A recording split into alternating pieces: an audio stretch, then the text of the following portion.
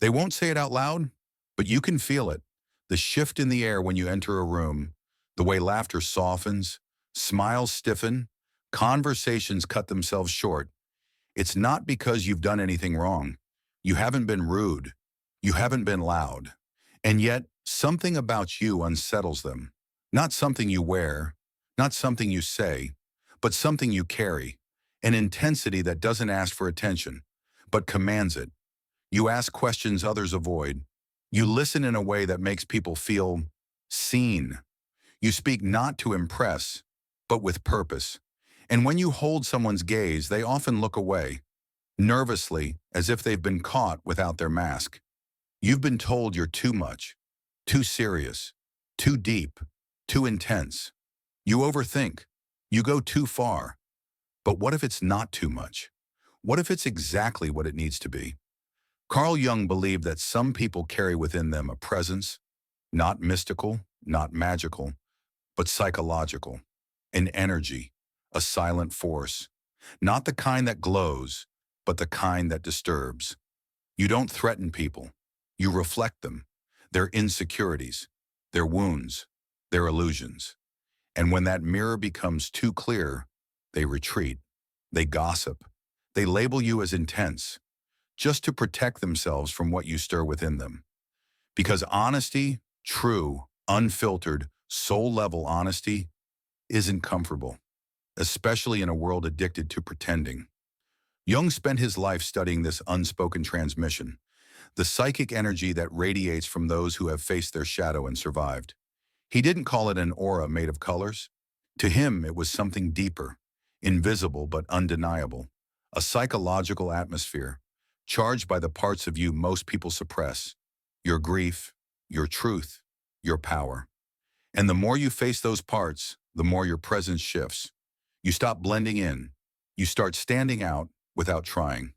This video will reveal 13 signs that your energy might be silently overwhelming to others. Not because you're broken, but because you're rare. And in a world that worships comfort, rare is frightening. You begin to carry a different kind of presence, not one shaped by approval, charm, or image, but by something deeper, by self-awareness, by alignment, by truth. People feel it even if they don't understand it. They notice something in you, not loud, not obvious, but undeniable. It's in the way your eyes hold stories you haven't told, in the silence you carry without discomfort, in the steady weight of your gaze. Carl Jung believed that this kind of presence, this aura of psychological depth, can stir something in others. Not because you've done anything wrong, but because your energy touches what they buried, their fears, their masks, the fragile scaffolding of who they pretend to be. That's why some people keep their distance, why they might misread you, judge you, or shrink around you. Even when you're kind, even when you're gentle, because your presence speaks straight to their unconscious, and not everyone is ready for that kind of conversation. Jung understood, we are not just bodies or minds, we are fields of psychic energy, living symbols, walking mirrors. And the more honest you become with yourself, the more powerful your presence becomes to others. Sign 1. People tell you you're too intense, even when you're calm, even when you're just being real. You speak from depth, not from ego, not to impress, not to control, but to connect. Yet your words seem to go places others avoid. You say what's true, even when it's uncomfortable, even when it threatens illusion. They say you're too much, too serious, too deep. But what they often mean is, you make me feel things I'm not ready to feel.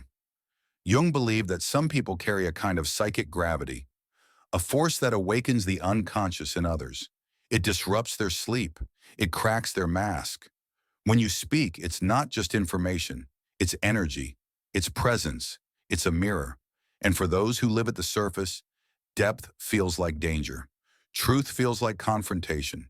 Your intensity is not hostility. It's not pride. It's emotional honesty. And very few can hold that without turning away. Sign 2. Small talk drains you, almost physically. You feel it the moment it begins. The hollow rhythm of scripted words. How's the weather? What do you do? Did you see that show last night? It's not that you're rude, it's that your soul seeks something real, and pretending to care about what doesn't matter, leaves you feeling more alone than silence ever could. It's not that you're rude. You try, you nod, smile, respond, you play along, but deep down, something in you resists. Carl Jung believed that those deeply connected to their unconscious develop a sensitivity to falseness, a quiet repulsion toward anything inauthentic. And small talk for many is a performance, a shield, a dance to avoid depth. So when you're caught in those surface-level exchanges, your energy starts speaking a different language. This isn't real, it says. Let's talk about what actually matters. But that silent message, it disrupts the social script. It breaks the illusion. Even when you say nothing at all, people feel it. And because they can't explain it, they label it cold, distant, maybe even antisocial. But the truth is simpler and far more human. Your soul is starving for realness, and your aura makes that hunger visible. Sign 3. You attract confessions and emotional outpourings. Strangers tell you their life story. Acquaintances come to you in crisis. Friends break down in your presence, sometimes without warning. You've been called a therapist, a safe space, more times than you can count. Even though you never asked for that role. This isn't random. Jung believes some people unconsciously embody the healer archetype, not by profession, but by energy. Your presence holds depth, stillness, safety. People feel they can reveal things to you that they've never spoken aloud, even when they barely know you. But here lies the paradox. You absorb pain. You listen deeply. You hold space for others. Yet so few ever ask how you're doing. You're surrounded by emotion, but starved for connection. Your aura draws in those who are hurting, but quietly unsettles those who fear their own wounds. And so, you're left full of other people's truths, but rarely met in your own. Sign 4. People avoid eye contact with you. You walk into a room, and the air changes. They glance, then look away. Their posture shifts. Their voice lowers. Some avoid you altogether. Others stare, silently trying to figure you out. But they rarely say a word. Jung taught that when you've faced and integrated parts of yourself that others still deny, you begin to reflect what they've buried. Your eye contact becomes more than politeness. It becomes a mirror. They're not just seeing you, they're seeing themselves through you. And if they're not ready for that reflection, they flinch, they retreat. They call you intimidating, even if you're kind, even if you're gentle. Because your presence doesn't just fill a room, it quietly demands truth, not through force, not through speech, but through the silent language of your aura. Sign 5. Your presence triggers strong reactions. Even when you're doing nothing at all, you're just sitting there, not speaking, not posturing, not trying to prove anything. And yet, someone shifts. They become defensive, irritated, strangely cold. And you wonder quietly to yourself, what did I do? Carl Jung believed that when someone carries an integrated, grounded energy, it unsettles those who are still hiding from themselves. You've become a mirror, not the kind that flatters, but the kind that reveals. People begin to see themselves in you, not their best parts, but the ones they've buried, their shame, their insecurity, their envy. And even though you haven't said a word, your energy does the talking. This is the quiet power of a developed aura. You don't need to demand attention. You simply are, and your very being calls others to confront who they truly are. And for most, that confrontation is too much, so they react, not to you, but to what you awaken in them. Sign 6. You can't tolerate fake personas, and people feel it. The masks, the hollow laughter, the performance of social acceptability. You see through it all. Even before your mind understands it, your body feels it. A quiet tension, a sense that something isn't real. This isn't judgment, it's perception, it's pattern recognition.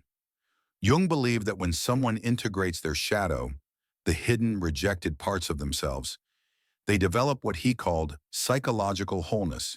And with wholeness comes a deep sensitivity to fragmentation in others. So when someone is pretending, acting from persona instead of essence, your presence gently calls it out, not with words, but with energy. It says, I see you, the real you, not the act. And that kind of honesty, most people aren't ready for it. They may feel nervous or overly guarded. They may pull away, not because you expose them, but because your energy refused to feed the illusion. Sign 7. You make people second-guess themselves. You don't go along just to keep the peace. You question, you challenge, you think. You ask the kind of questions that most people spend their lives avoiding. You don't accept something as truth just because it's common. And because of that, people begin to second-guess themselves around you. They stumble over their words. They over-explain. They try to justify things they've never been asked to examine. It's not that you're trying to intimidate. You're not being combative. What they're reacting to is the clarity you carry, the silent weight of a mind that's not content to live asleep. This clarity doesn't seek power, it seeks truth. But in a world built on appearances, truth can feel like an earthquake. Jung once said, when a person embodies deep self-awareness, they become a living contradiction to the collective. Your clarity exposes confusion. Your calm unsettles anxiety. Your self-trust quietly confronts other people's self-doubt. You don't have to argue, you don't need to explain. Just your presence, your way of being, is enough to destabilize illusions built on ego. And in a world addicted to validation, that makes you quietly dangerous. Sign 8. People open up to you, then disappear. They share secrets they've never told anyone. They say you get them, that no one's ever made them feel so seen. And for a moment it's real, raw, unfiltered. Then suddenly, silence. They ghost. They become distant. They act like you were never there. And you're left wondering, what did I do wrong? But this isn't rejection, it's reflection. Jung taught that when someone feels truly seen, not praised, not placated, but deeply understood, it wakes something up. Not the polished self, but the shadow. Your presence didn't harm them, it revealed them. And that kind of honesty, it can feel like a psychic earthquake to someone who has spent their life avoiding their own depths. They pull away, not because you broke the connection, but because you made it too real. Sign 9. You intimidate without trying, especially authority figures. You walk into a room and suddenly the atmosphere shifts. The dominant one starts fumbling. The controlling one stiffens. The loudest voice goes quiet. You didn't challenge them, but your energy did. It says, without words, I see through this. I'm not easily controlled. Jung believed that when you integrate your inner power, what he called the sovereign archetype, you begin to radiate a quiet, steady authority, not from status, not from control, but from alignment. And that kind of presence terrifies those who build their worth on dominance, hierarchy, or fear. You might notice those in power either respect you or resent you, because your energy whispers the one thing they cannot bear to hear. You don't hold power over me. Sign 10. You enter someone's life with honesty, warmth, and no hidden agenda. But somehow you become the villain in their story. They say you're too intense, too distant, too emotional, too much. Your silence becomes judgment. Your confidence becomes arrogance. Your solitude becomes rejection. But this isn't about who you are. It's about what you reflect. Jung called this projection the unconscious act of casting one's own hidden traits onto others. You didn't betray them. You triggered them.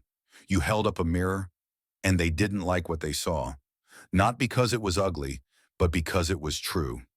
Carl Jung warned of a quiet danger in human relationships, a danger that hides behind the illusion of understanding. When people refuse to face their own flaws, they don't erase them, they project them.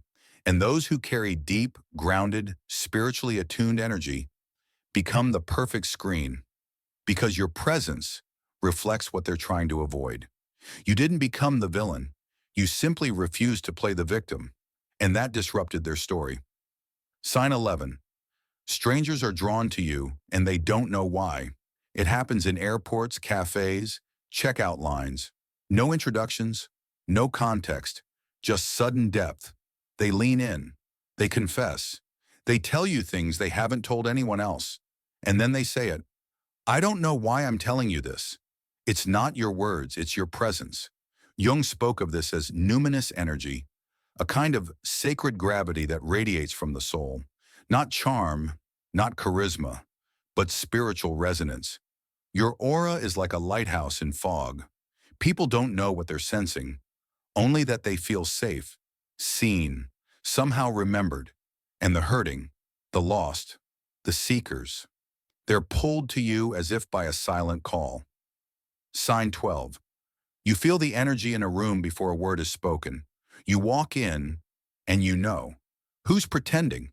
Who's holding resentment? Who's barely holding it together? To others, it seems like intuition, a sixth sense. But Jung called it psychological insight, an unconscious knowing that operates beneath thought. You don't look for truth, you feel it. You don't need reasons to sense deception. You feel the static in the air, the weight behind the smiles. But this gift comes with a cost. You absorb energy you were never meant to carry, pain that isn't yours, emotions that sink into your system like fog.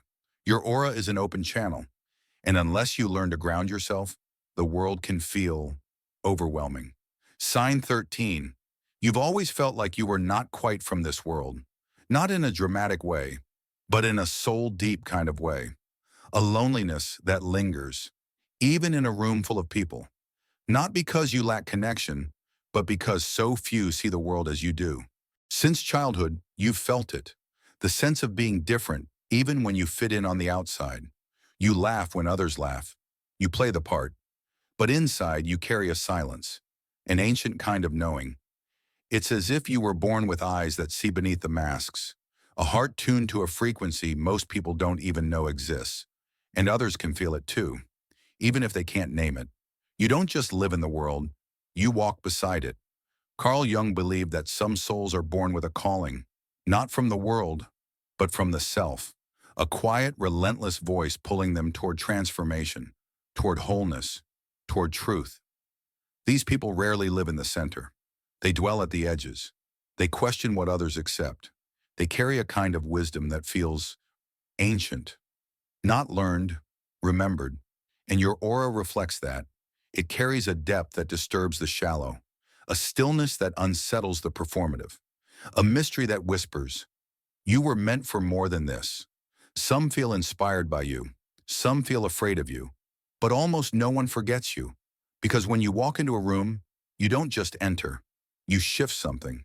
You've seen it before. You speak softly, you stay kind, and still, people tense up. They grow distant, guarded, sometimes even cold. And you're left wondering, what did I do? But you didn't say the wrong thing. You didn't do anything at all. You simply showed up as yourself. And that was the problem, because authenticity is a mirror, and mirrors are dangerous to those hiding from their reflection. Jung taught that we each carry a shadow, the parts of ourselves we've disowned, repressed, denied. Most people spend their whole lives trying to escape that shadow. But when someone like you appears, someone who has met their darkness and made peace with it, the illusion begins to crack. Your aura whispers, I've faced myself. Have you? And for those who haven't, that question isn't inspiring. It's terrifying. This is the war of the ego. Jung called it the great resistance to individuation, the process of becoming whole. Because to become whole, you must give up the mask. You must surrender control. And the ego, it doesn't want truth. It wants safety. It wants to say, I'm fine.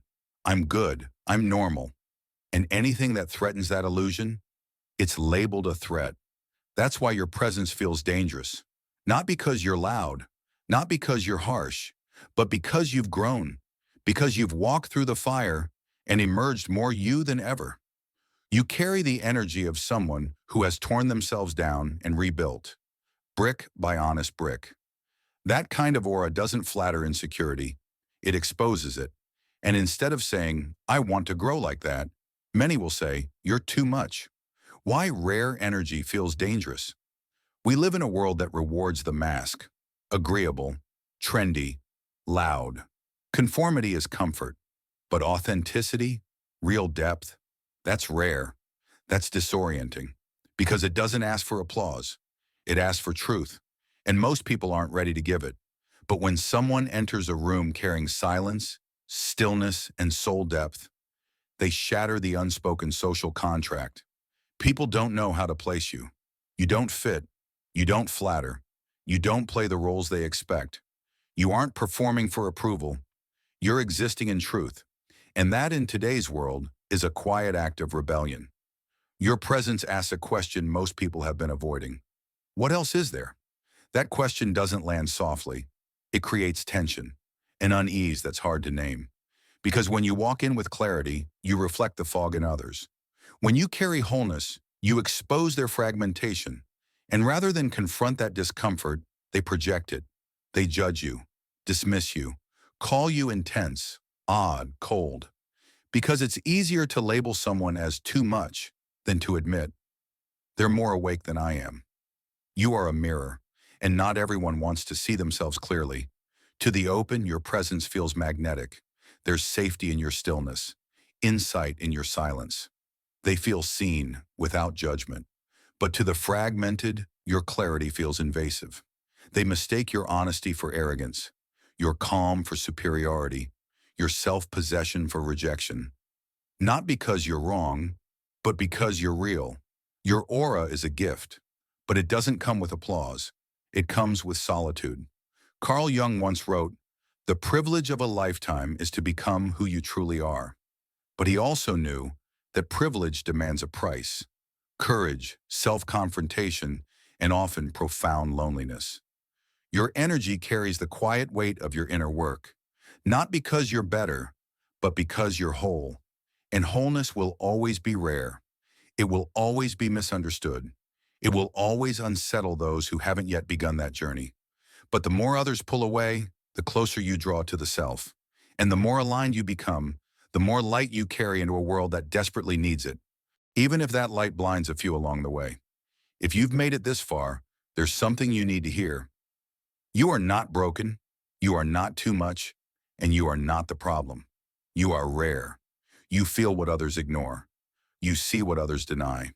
You ask the questions no one else dares to voice, not to disrupt, but because your soul was built for truth.